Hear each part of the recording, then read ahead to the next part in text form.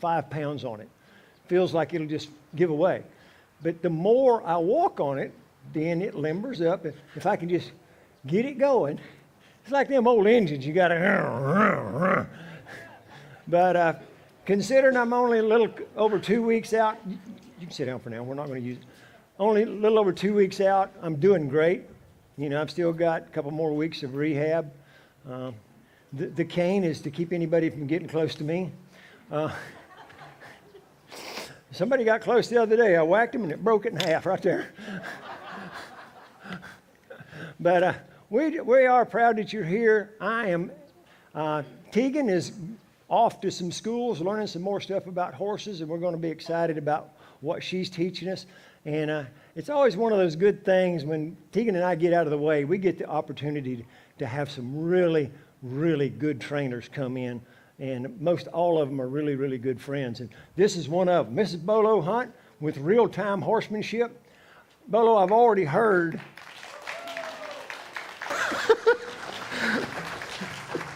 Make me feel good. I've already heard that, you mean horses are just supposed to stand still by themselves? Because they haven't seen one of those yet. Well, it all depends. But Bolo's got a great demonstration.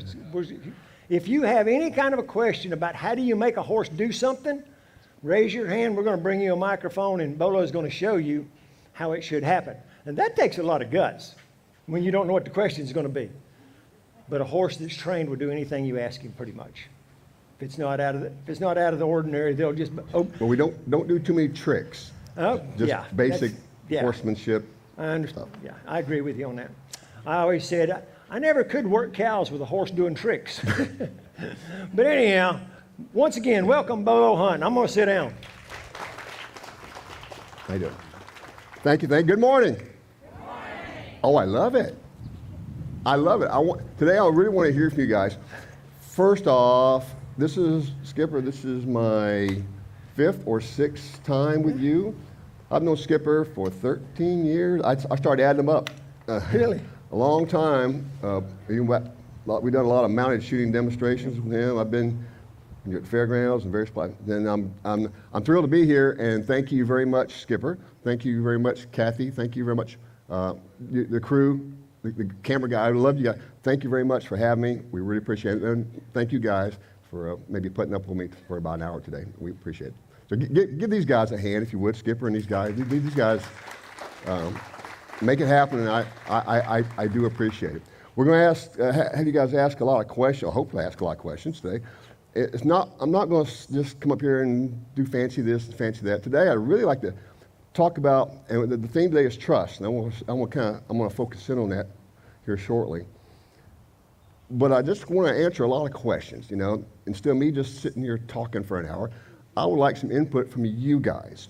So I know we're going to have a lot of online viewers, and for you guys online, where's the camera guy? Right here. Hey, guys online, line up your questions, send them in, and I think Kathy will be filtering those questions, and she'll pick and choose what questions she wants to ask me, and like Kathy just asked me, and I'll respond to that. If we can get whoever online, get their name and maybe where they're from, that would be great. I'd love to hear from you guys.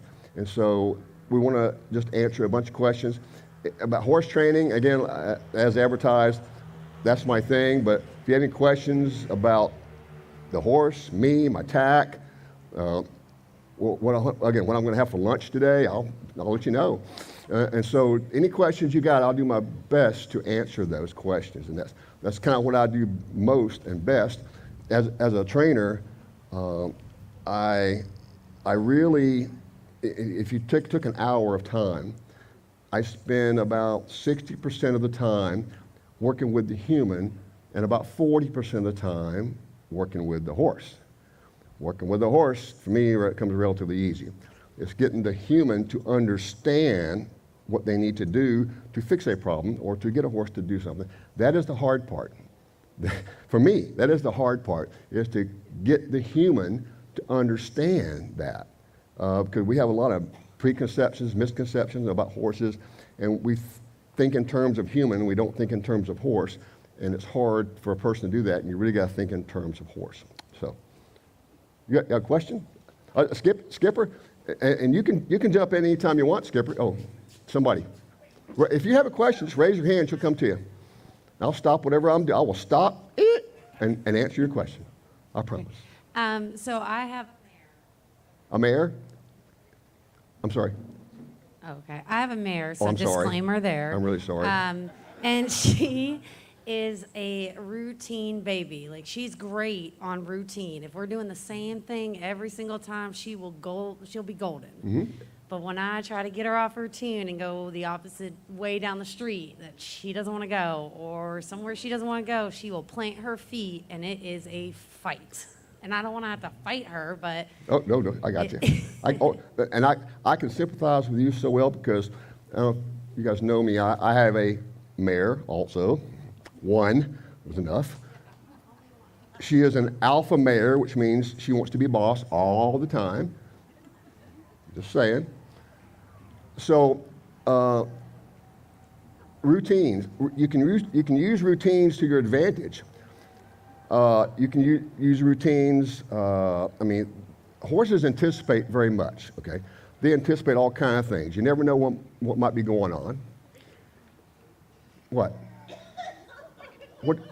What? Everything right? Huh? What is going on? I'm trying to answer the lady's question. What is going on? What?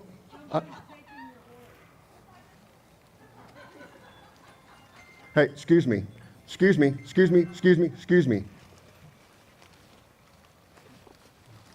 I didn't know Dinosaur World had a thing going today.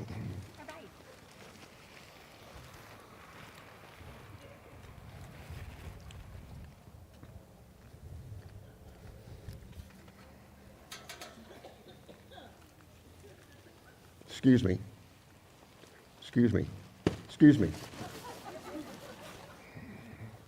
Out.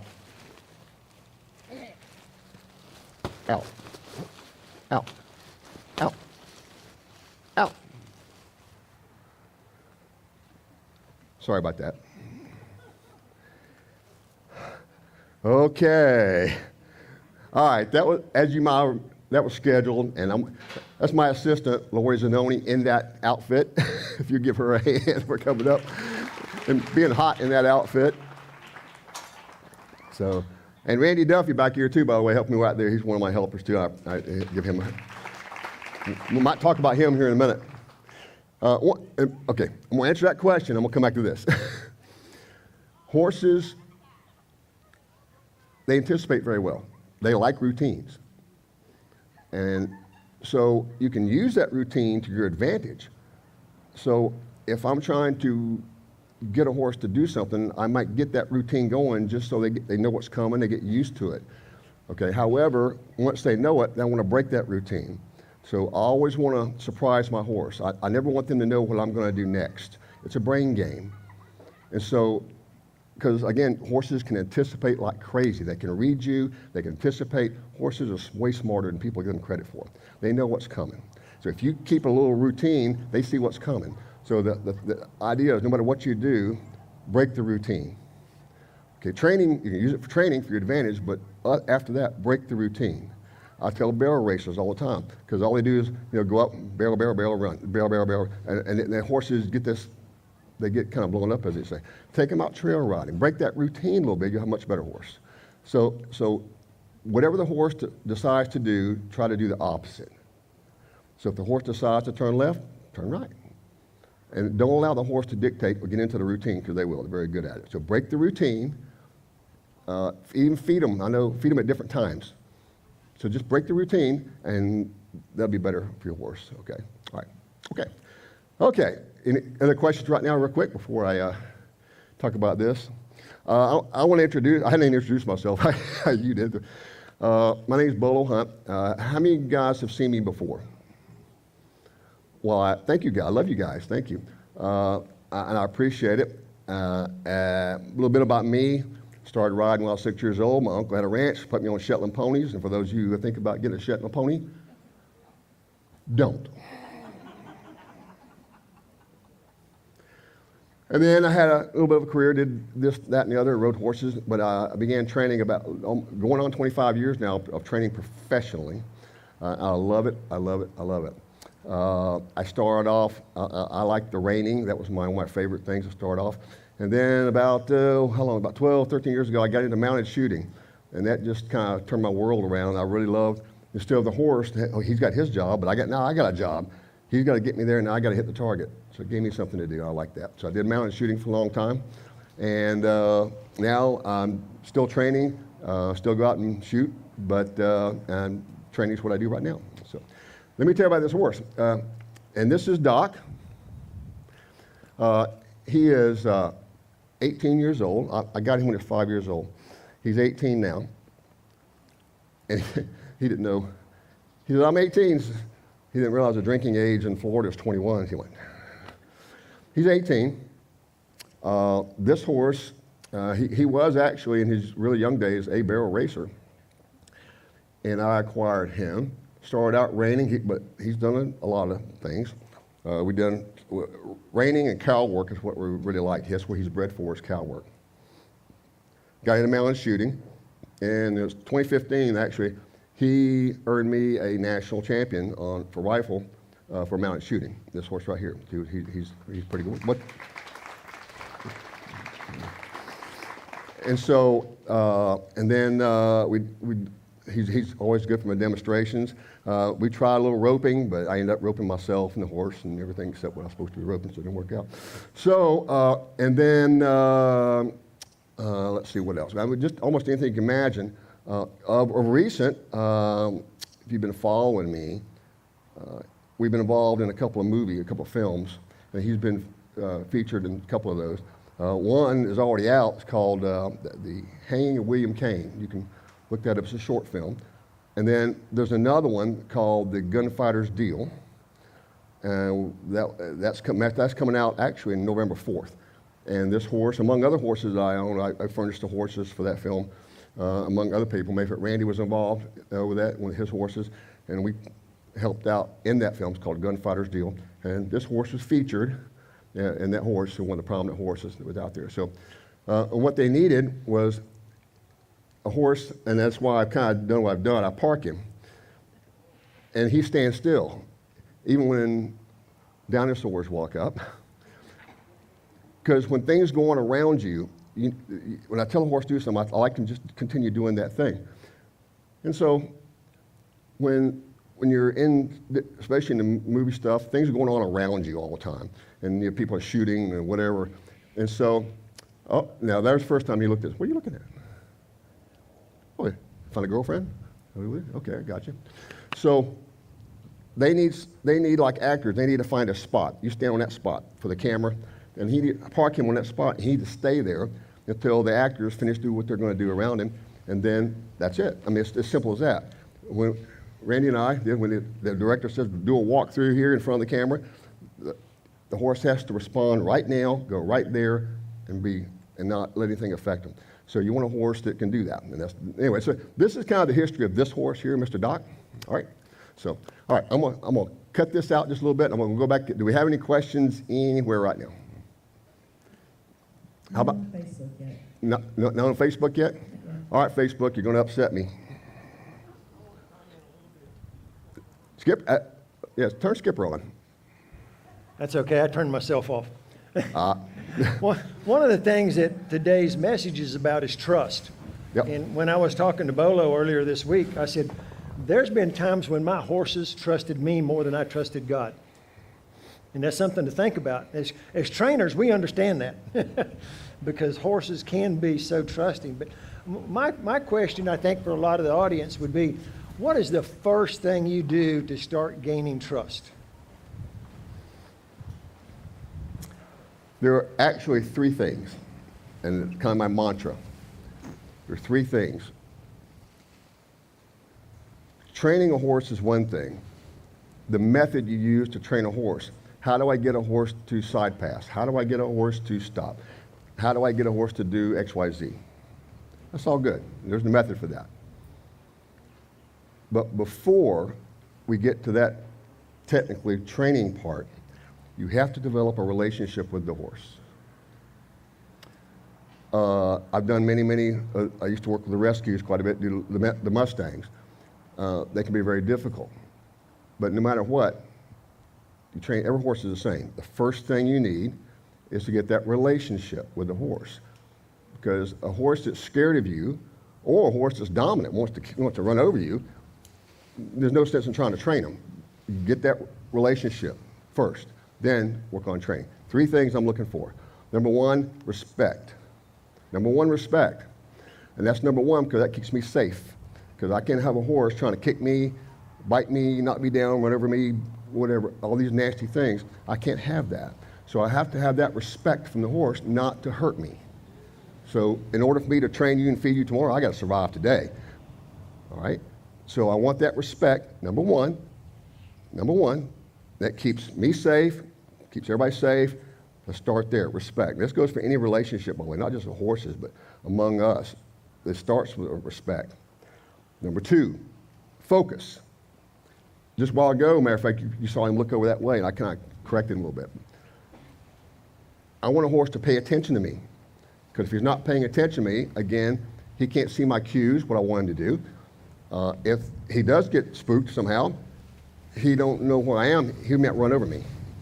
So I need that focus, pay attention to me, so respect and focus. Now, the 3rd thing, trust.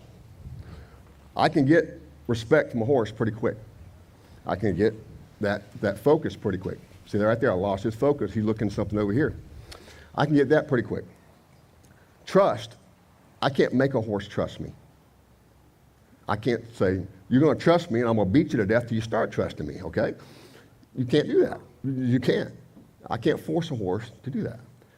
That is the one thing I have to earn. I have to earn that trust.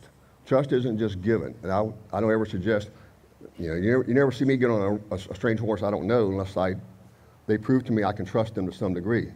I didn't sign up to be a rodeo rider, all right? So there has to be a certain amount of trust there. Now, how do I get that trust? This comes to the person, the human. Number 1, patience. If you don't have patience, you're in the wrong business when you're working with animals, horses, even with people. Patience is paramount. Patience, patience, patience. Number 2, consistency. The rules today are the rules tomorrow. If you keep changing things up with the horse, now I know this may seem confusing, but it's all about changing things. Back to you again. I always like to say, always change, excuse me, always change what you do, but be very consistent on the way you do it. So I'll change what I want this horse to do, this, that, but then I'm going to be very consistent on how I ask him to do it. That consistency, back to the horse knows what to expect out of that routine, that consistency, so the horse knows what I'm talking about. Every single time, so the horse is not guessing. And that makes a horse nervous when they have to guess. All right? 2 more things on the human side, timing and feel. And that's another day, another story. You need timing and feel. When do I need to put a little pressure on? When do I need to take, if I want to put pressure on, a little pressure to move a horse, take it off. When to do that? Okay? Pressure comes in various ways. I got a stick. The only thing I bought it for was the dinosaur, pretty much. I just want to move I just want to look at my horse. Would you please move your butt? Oh, that's good enough right there. So I want to put pressure on the horse, okay, to move them. But you've got to start easy, okay? Again, patience and consistency. That timing and feel, I will start very easy and then slowly increase pressure until I get what I want. Now, he knows what I want for the most part. Let's get you back. Let's get you fixed, buddy. I know you get a real pretty butt, but let's turn it right about there. Perfect. Perfect. So those are the things that, and again, trust goes back to that relationship. And you have to have that relationship before you can really make any progress in the training aspect of it. So, okay? Okay, any more questions real quick? Back to you. I kind of like the illustration of the 3 main things with relationship, focus, and trust. Isn't that what God wants from us? Kind of in that order. You got to have a relationship. You got to be focused on Him to have the relationship. And that's where we start gaining real trust. One quick question, Bolo, is I've seen a lot of people that have really, really gentle horses. Hmm? And what I used to say is the only thing that horse trusts about you is that you won't hurt them. They're not obedient at all. They know you're not going to hurt them. And of course, I always said that if you believe there's no discipline, then you don't believe in real natural horsemanship, because one horse will bite another one. Well, that's funny you say that. How many people have heard this term, natural horsemanship? Yeah. Everybody, right? That's a story by itself. It's like when you go to the grocery store and, oh, it has natural ingredients. I want that, right? Well, let me tell you something. The things that a human, for us to get a horse to do the things we want, is the most unnatural thing the horse has ever seen. It is unnatural. I call it unnatural horsemanship. What's natural is that horse to go, hell with you, I'm gonna run away. That's natural. Okay. Prey animal. In the wild, the BLM Mustangs, that's the prime example. Prey animal. They are prey animals, like deer. We, as humans, are predators. We chase things. We're like the lion, and we chase things. That's a natural thing in this world. We're a predator, coming to get you. Prey animal.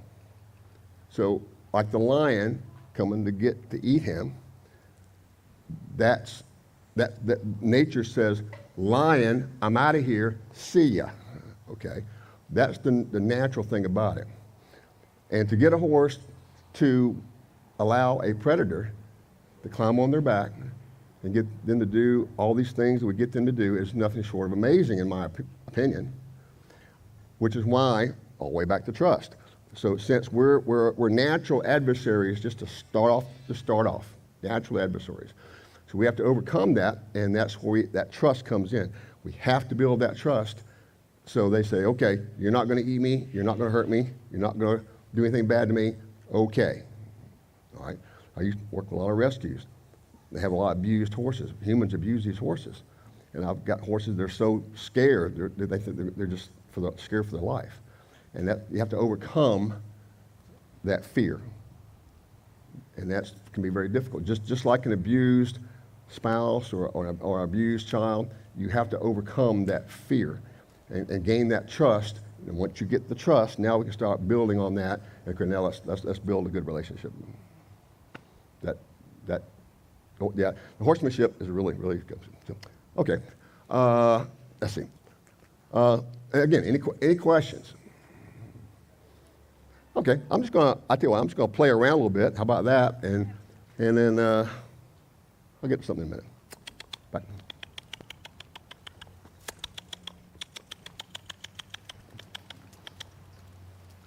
I'll just move him around. I've done this before with him. I like, good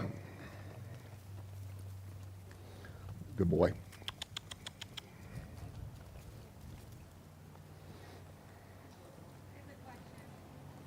Quick question for you. You're talking about training the horse and getting them to do what you want them to do. So what's a good reward when they do what you want them to do? I have dogs and petting, of course, and food and treats. I'm sorry. I'm back here. Okay, Yeah. why are you hiding back there? Are you I'm not hiding. Are you not supposed to be here? I was just being comfortable, that's all. Okay. And I'm sorry. Hang on. Here, you can stop now. Thank you. I know. I'm sorry, buddy. I forgot all about you. I'm sorry. The question one more time. So as you're training your horses, I have dogs, obviously. Well, it's not obvious, but I can hardly hear you. what's your reward? What's a good reward for a horse when you're training them and they're doing what you want them to do? Good question. So when they do something, what is the reward? What's in it for them? What's in it for them?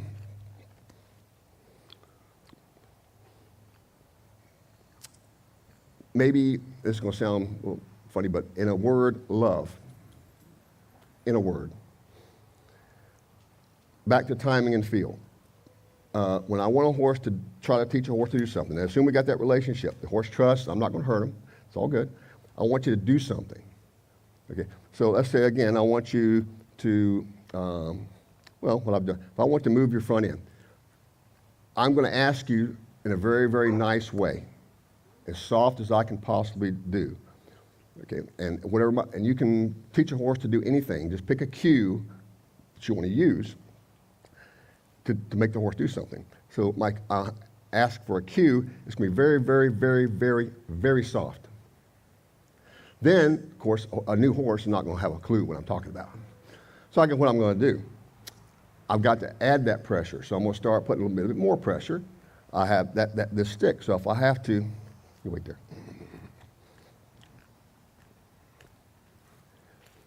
My favorite tool, and no, I don't beat horses, I only beat dinosaurs that get lost. And so I'll ask with body language. Like you see, I like to cue a horse just purely by body language. They're good at that, without touching them at all. But to begin with, they're not going to have a clue, so I'm going to do the cue, the body language, and then I'm going to start adding pressure. So that may be the cluck. That's a little bit of a warning, you're not paying attention. Then you can use these training sticks. I have spurs. I know people have a bad notion about those, but they're just a tool, use it the same way. Or crop, or spanker.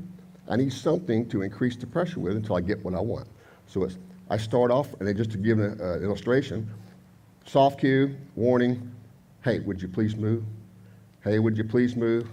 Hey, would you put, like that. Now I'm not going to whack a horse hard, but I'm going to start irritating the crap out of him until I get that, whatever it is I'm after. Here's the trick. Once I get just a little try, just a little bit to start with, cut it, stop it, and go back and love him. Go back and take all that pressure off. Carrots? I like apples personally, but they love carrots, but I don't use treats. You can use it for tricks, and they will learn with treats. I don't hand feed my horses because I don't want them, because they tend to get pushy. They think they got something in your hand, you put them in your pocket, they'll come up and start getting nibbly. I don't want that. Plus, I don't have to bribe my horse to do something. I just want you to do it because we have a relationship. Just do it. I don't have to bribe you. So, treats are good. They work. And again, especially the movies use them a lot. Tricks. So it has its use. But I personally don't reward with treats. I reward with love. Okay? That makes sense. So, okay? One of the things that I like is if you watch horses alone out in the pasture, how does one horse communicate with the other? If you learn to do that, it's all about pressure and release of pressure. That's a good point. That's a good, Skipper, you're full of ideas. That's why you're here, right? So, Bolo, I have a question off of Facebook. Okay. It's from Amos Lowe. He's in Avon Park, and he is a follower of ours for several years now. And he wants to know, how does the horse act around other horses? Amos, first of all, thank you for the question. I'm glad you're watching. Well, that kind of ties in with what Skipper just said. How do horses interact? Which, by the way, is the same way we need to interact with a horse. If you had the privilege or the ability to watch horses in their own domain, out in their pasture, or even better, wild horses, they communicate among themselves, and it's exactly the same way I communicate with the horses. A horse, an illustration, a horse is, the head horse is feeding. I'm having dinner. Another horse walks up. They got to figure out who's in charge. They have a hierarchy. Who's in charge? Walks up. The one that at least thinks he's in charge at this point, you will see him, probably the first thing they'll do is the ears will go back. That's not always an indication. Cow horses, their ears go back because they're focused on the cow. That's not necessarily true. However, most horses do. They really pin those ears. That's telling that horse they're communicating, not today. Now, if that horse is brave, says, hey, those ears don't scare me, and then so I'm going to keep trying. Well, the next thing, increasing that pressure again, the ears didn't work, the horse will more than likely reach around, maybe bite at them. You've probably seen it. Rah, get away from me. They'll turn around. Rah, that's level number 2, if you will. That's them talking to each other. I told you once with my ears, you didn't listen. Now, I'm going to give you one last warning. And that's with probably trying to bite you. And Now, if this horse is still feeling brave, so you know you don't look so tough, I think I'm going to keep trying. Well, what's next? And this is, you probably guys have seen this. Now that horse will turn that butt. And then what they have, now the pressure comes by starting to kick. And they'll start kicking. There's other ways. They can rear, but that's usually when they're playing. But they'll start kicking. And then they'll have a battle royale until one of the two backs down. And then whoever backs down loses. And then whoever wins is now in charge of that horse, at least for the day, that time being. And that's how they communicate with each other. What I want, what I don't want. That mare over here, sorry. They're very bossy, and they will tell you, they'll tell no horse. Do you have multiple horses? I have Two, two. okay, so you've probably seen this. And is she an alpha mare? Oh, yeah. Yeah, oh, yeah. Oh, yeah, those mares. You've probably seen this. She dictates. She can allow you to come in if she wants, and she's in the mood. No, I don't want you, but she dictates. And if you watch her body language, she'll talk to that horse, exactly. I talk to them the same way now. I don't have ears I can pin, so I have to use other body language. I don't turn to bite them. I don't like biting horses. They taste terrible. If you ever tried that. So can't bite them. And I surely can't kick them. That doesn't work. I can't kick that way. So I have to use other methods. So instead of the ears, I use body language. Instead of biting, I may use a finger or a more heavy body language, or kicking. There's my stick. If I kick them, I'll just start tapping until I get what I want. So that I'm simulating another horse talking to this horse in a way that they understand. That answer that. Come on, Skipper, wake up. Skipper, you're not going to go to sleep. It's pretty comfortable here. I can. Two questions. I can make fun of Skipper because he can't catch me today. I'm sorry, go ahead. All right, we have two questions. Yes. We'll take them one at a time. So this first one is from Brenda Lovett. She's from Iacca City. She's been with Cowboy-up Ministry since almost the very beginning. Hello, Brenda. Her question is, my mare paws when tied to a trailer. How do I fix this? Give him a job. When a horse is pawing, that's usually anxiety. They're anxious about something. There could be other things, but mostly anxious, okay? And we don't want that. That's not a good thing. So what I would suggest, well, first of all, the horse, just give them a job. Horses want to do something. Go out and make them sweat. Ride them a lot. When you got, I don't know about you guys, when I work hard all day long, the last thing I want to do is go home and start, I want to do something else. No, I'm just going to chill. No, my day's done. And so, number one, I'd say give him a job. If you can't give him a job, then wait. You have to rear around the corner because the horse will watch you. The horse will go, he'll watch you. You tell it, the horse will go, is he gone yet? Is he gone yet? Is he gone yet? And so if you're standing there, that'll be the little angel. Then when he's gone, they'll say, I think I pawed now, he's not watching. Catch him pawing, unhook him, work him. Take him out, lope a few laps around the arena, though, around the pasture. Make them work on the ground. Just make them go around you. Work them. Make them work. Time back up. Repeat. Repeat. Give them a choice. Would you rather stand quietly like you should, or would you rather go out and do a little work? I don't reprimand them. I'm not going to give them a reprimand. I'm just going to give them a choice. Uh-oh. We good? I'm going to give them a choice. Everybody still hear me? We good?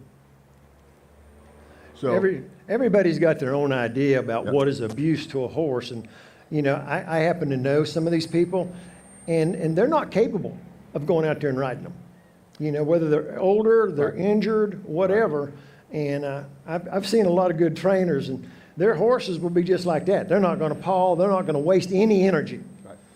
And if you go out there to their training barn and they're tied all day, they learn to, Well- when you're there, you better save your energy. Am I still on? Can y'all still hear me? Yeah, we were doing Back, some back, back. adjustments back here trying to get that squeal. Yeah, I'm okay with it, but okay. As long as you're right here. If you can't ride, maybe on the ground. Give them a job. But I mean, some of them can't do that. I Okay. mean, realistically, for some of the older people we have, they Well, really can't if do they're anything, not- just a pet. Well, if you just got a pet, I guess I would say, why would he be tied up to a trailer? That's a good answer. You know, Waiting for the farrier. if you're just a pet, if you're just a pet, then be a pet. That's fine. You want them safe. You might want to hire a trainer or get somebody to just make them safe, which is one of my big deals. Make them safe. Number one, make them safe. Make them respectful. That's number one. Respectful, pay attention, and trust. Get those three things. Don't do anything else. Go out and be a yard animal. That's fine. Be a pet.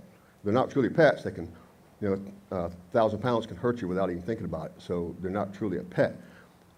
But you can just have them out there as a companion. But keep them safe, but make sure they respect you when you do. Otherwise, so, okay? Yes. You again? I know, I'm sorry. I probably could do this all day with you. Okay. Here's that alpha mare. There was another question. Oh, wait, okay. There was one more online. I'm sorry. There was, actually, I've got two more now. Okay. One more, the one that I talked about earlier, this is from Sherry Cox DeWalt. Hi, Sherry. She's here in Valrico, and she's been following us now for a while. Good. Because how long do you start when training? 10 minutes at a time, 30 minutes, several times a day, once a day? Okay, good question, Sherry. Depends. I hate those answers. Really, really depends. Everybody has notions about when you start training a horse. I'll say you start training a horse the moment he hits the ground from mama. Okay, I trained 6 months old up to 30 years old. And so, but you can do that, but you have to use common sense. You can't work a young horse the same as you would a horse in its prime. You cannot work an elderly horse the same as you can a horse in its prime. So you have to adjust for those things. A young horse, their attention spans, 5 minutes, but you take that 5 minutes, maybe do it a few times a day for a young horse, and so let's just learn how to just do how to stand still, learn how to real basic stuff, and keep them, those sessions really short. The older horse, same thing. You don't want to make them tired. You can't work them that hard. Okay. Now your prime horse, in my opinion, they have about an hour's worth of attention for concentrated training. You can ride them all day long, but if I'm really trying to teach you something, really, and that's something you need to teach me, got over and over, and again, that's another that gets in the method, and not time for that.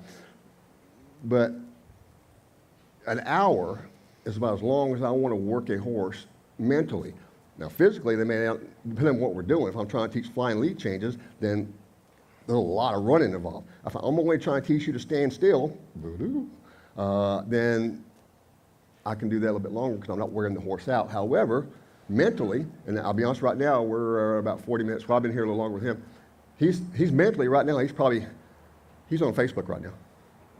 He's like, he's wondering how long I gotta stand here and take this abuse.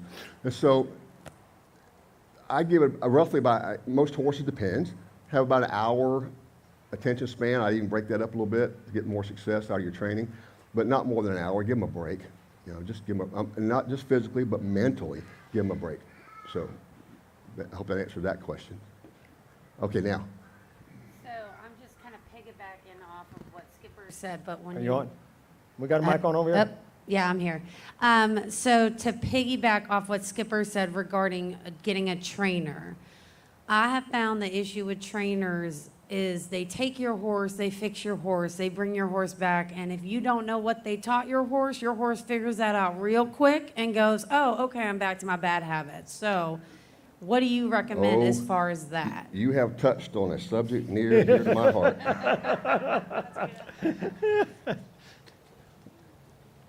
But I want you on that spot right there. Right there. Thank you. There we go. Good. Matter of fact, I'm getting ready to do a new video on this very subject. That's an excellent question. Me personally, as a trainer, and I used to do that. I've done it all kinds of ways, just like everybody else. And I've learned a lot from those all kinds of ways. If it's your horse, again, how many people have horses actually in here again one more time? So if it's your horse, it does little good. Now, I can break some bad habits. You know, if he's rearing or bucking or kicking, I can probably fix a little bit of that. But if you truly want to get the horse where you want him, then you have to be involved. It does no good for me to take your horse and train him up. I get on him. I got tons of videos of me riding a horse. But that does you no good unless you know how I do that. The old saying is the person who knows how works for the person who knows why. So if it's your horse, then you need to understand why I do this to make your horse do this. Because I'm not there, I'm not going to move in with you. I don't know you personally. I'm not going to move in with you just to work your horse. So at some point, I'm going to get the horse to a point, then you got to take over. It's your horse. It's your horse. And now I'll be happy to take your money. Here's your horse back. 3 months later, hey, doing it again. I'll be right over, right check. And then I'll go over and do it again. I'll fix him. I'll leave. 3 months later, he's doing it again. Okay, I'll keep taking your money. Actually, I won't now. But that's the reason. I want the owner or whoever's going to be handling the horse. Back to my hour, I spend more time teaching that person than I do the horse. So when I am gone, you shouldn't have to keep paying me over and over again to fix that. Let me show you maybe what you're doing wrong, or what you can do better, or just simply a way to train your horse to get the goals you want to get out of that horse. But you need to understand, because you're the one spending that time on the horse 7 days a week, not me. I'm there every now and then. So does that answer your question? Do you give your clients exercises to do with the horse while you're gone? Absolutely. That's a key point. Absolutely. What I generally do, and again, I get horses in all different levels. Sometimes I get called just to help teach a horse to load. They're a pretty good horse. They just can't load on a trailer. I'll do that. But if we're getting into a program, if you will, I start with the basics, and I'll show them the very basics. And then I say, okay, now, you know how to do this? So you practice that. Get that basic down. And I'll come back to you. And then if you have trouble, we'll fix it. And if you got it, we'll move on to the next thing. So if I teach you how to train your horse, then you won't ever need a trainer again to teach either that horse the same thing or a new horse you may get. You can do it. You can do it. How many people here, raise your hand if you feel like you're a trainer. How many, you got a trainer? 1, 2, we got somebody in the background. Who is that? Way back. Okay. So you train your horse? What do you train them for? What do you train them for? What's your goal? I'm sorry? Oh, here she comes with the mic. Anybody waiting online? It's kind of a setup question, because I've told them if you water them, feed them, or lead them, you're training. Well, yes. If you're around this horse, they're learning from you, good or bad. So say again. Train them for respect and to do what I'm asking them to do, whether I want to just trail ride them or go out and work cows with them and do sorting, that type of thing. Yeah, that's what you do, right? Excellent. I'll tell you what, I think all you guys are trainers. I really do. I think so.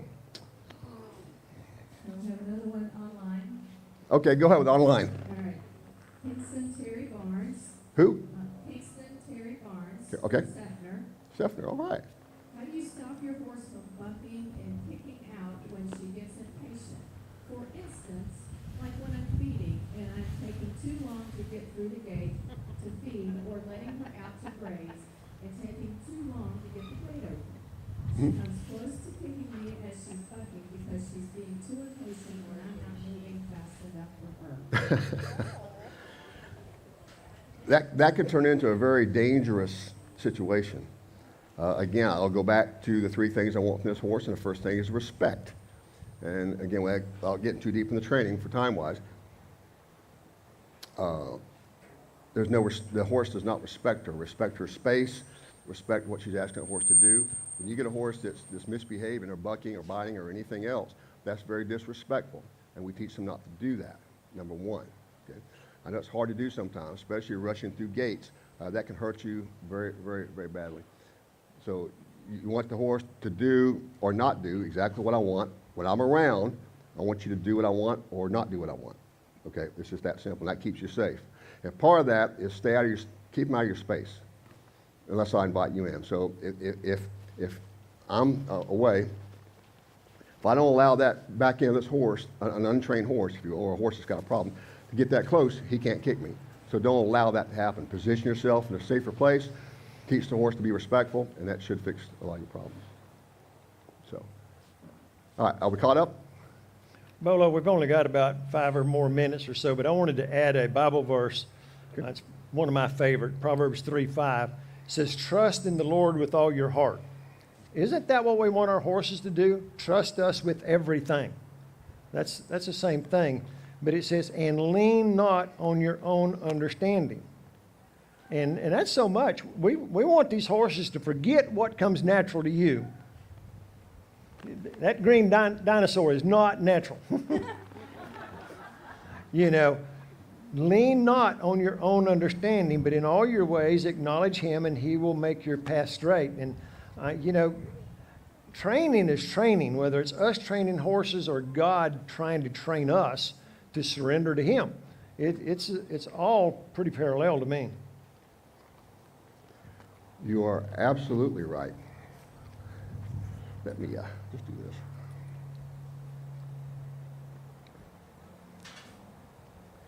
Back to trust. But on this training deal, I want right now before I quit, I'm gonna do a little riding just real quick to end it. But how many people again think are trainers?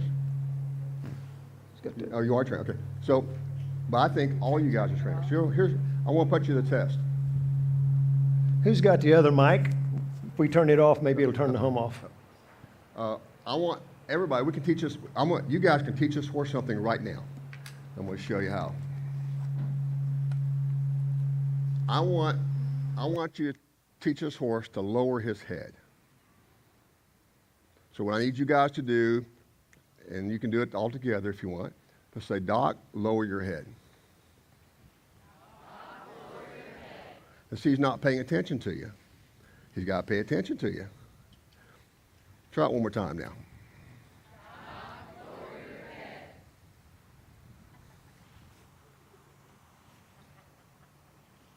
One more time. Try it again. A little louder.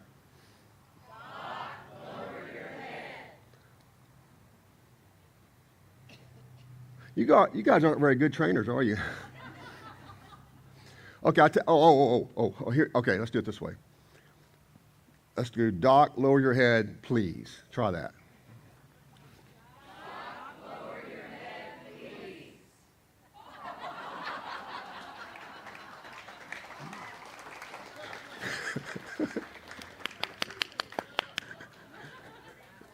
Okay, I'm gonna end with that, and I'm gonna write. If you want to do a little talking, Skip. Well, first of all, my fault probably. I'm gonna ride a little bit, Skipper. If you want to take over the microphone a little bit, and before I forget, thank you very much. Thank you so much for being out here. Thank you, Skipper, for having me out here. Yeah. Online people, thank you so much for watching. I know everybody appreciates you. Thank you so much for doing this. So I'm gonna ride him around a little bit. You can just enjoy but don't say buck. Shh, don't say buck. Yeah, how about a hand?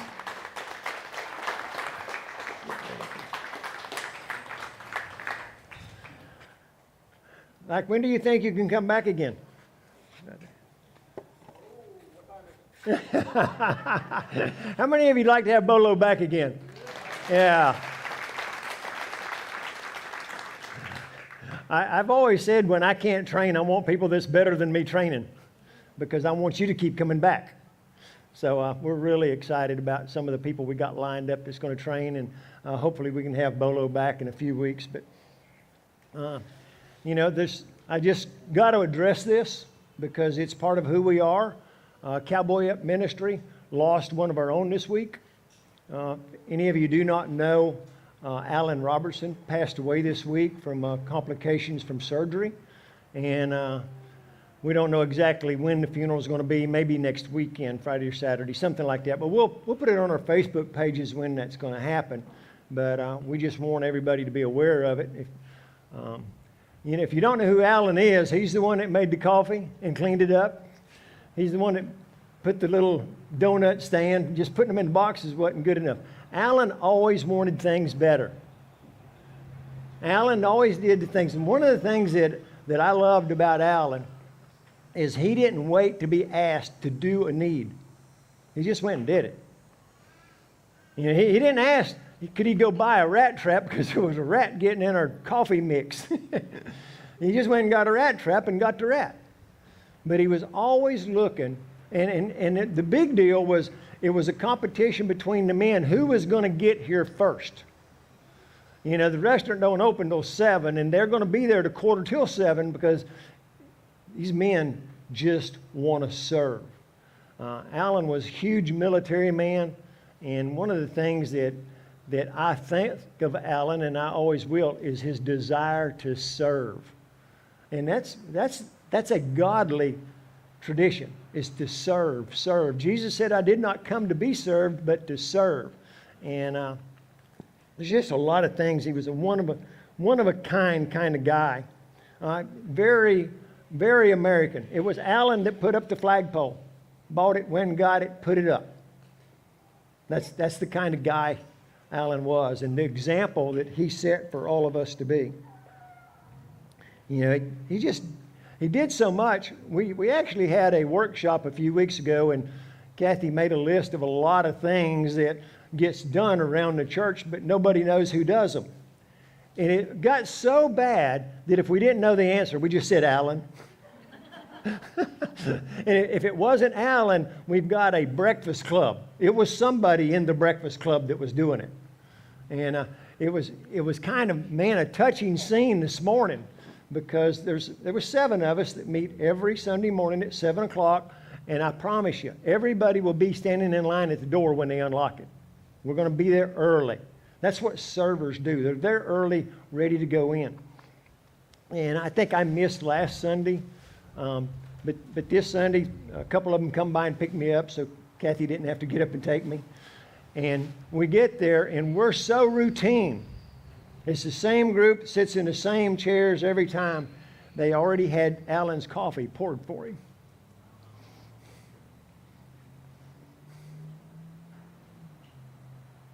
What an example this man set for us. And, you know, we can be sad for we don't have Alan, or we can be happy for where Alan is. You know, one of the things that I always get, Aaron says, oh, I bet he's up there dancing with Jesus in his kilts. Now, to see a military guy in kilts, that just makes you laugh. But he was man enough, he didn't care if you laughed, because Alan was Alan. And Alan loved the Lord, and he loved to serve. And when we know more about it, we'll share that with you. But I wanted to remind you, because horse training is about reminding. Reminding. God is all about reminding us not who we are, but who He is. Because that's what makes the difference in all of this. It's probably good for my heart, because while I've been down with my knee surgery, we've been binge watching The Chosen. Has anybody not watched The Chosen?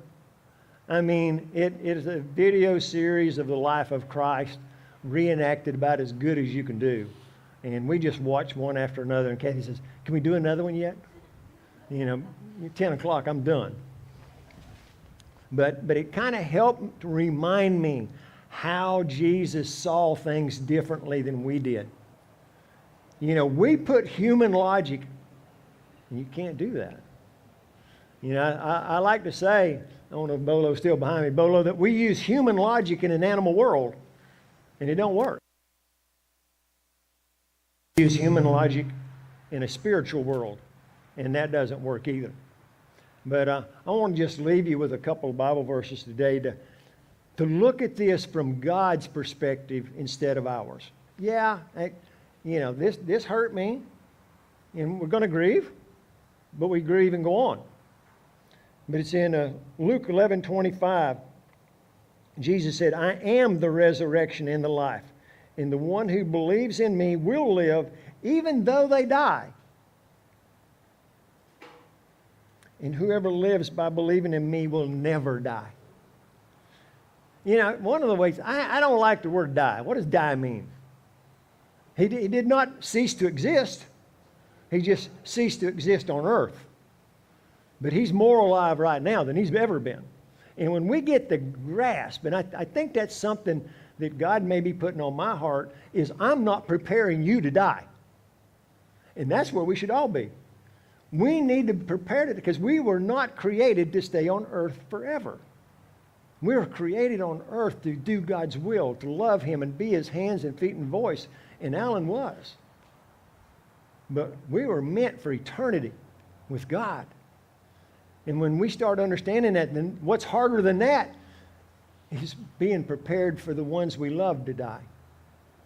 And what that means is basically is just separated from them. Now, I've used to say this as a joke, but it's really, if I got a job horse training in Hawaii, you're not going to see me anymore. But you better not be mad for me.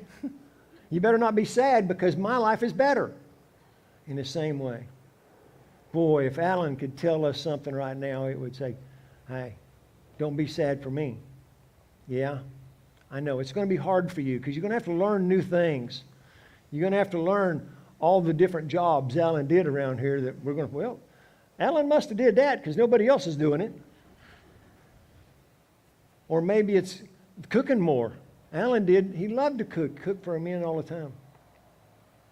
There's going to be changes that have to be made when people we loved are no longer here. And one of the things that I've realized in doing funeral services that there's two types of it that cause a lot of grief. And one is a void. And if the more you're around somebody, the bigger that void is. And I mean, our breakfast club, that's a void.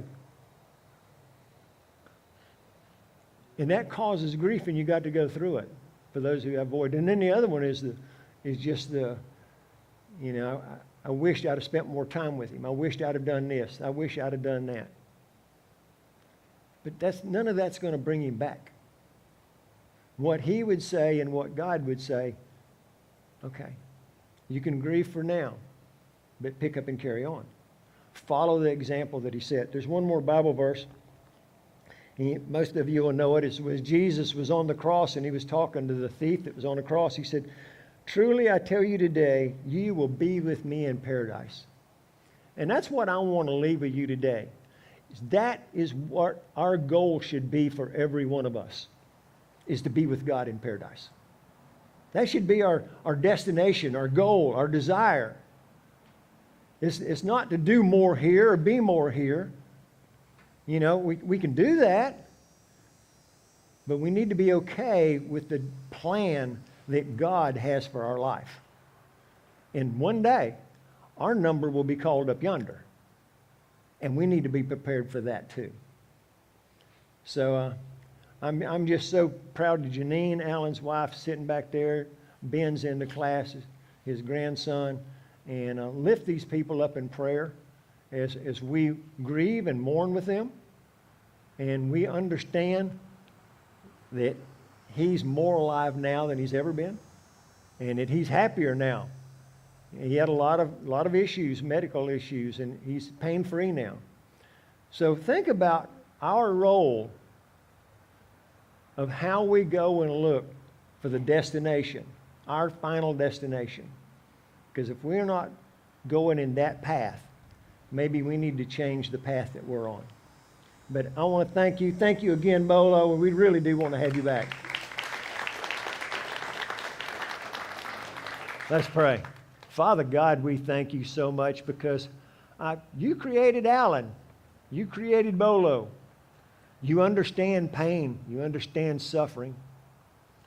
But you are bigger than that. Lord, and we thank you that you told us to not lean on our own understanding, but to trust you, and you would direct our path. Lord, may we be focused on you and work on our relationship with you so that we might find the peace that only you can give. Lord, we thank you in advance for the healing that's going to come in everybody that's got a broken heart. that we can learn to walk in your strength, walk in your power, to be your hands and feet and voice, to be the salt and light in this world. We thank you. We ask all this in Jesus' name. Amen. Thank you, thank you.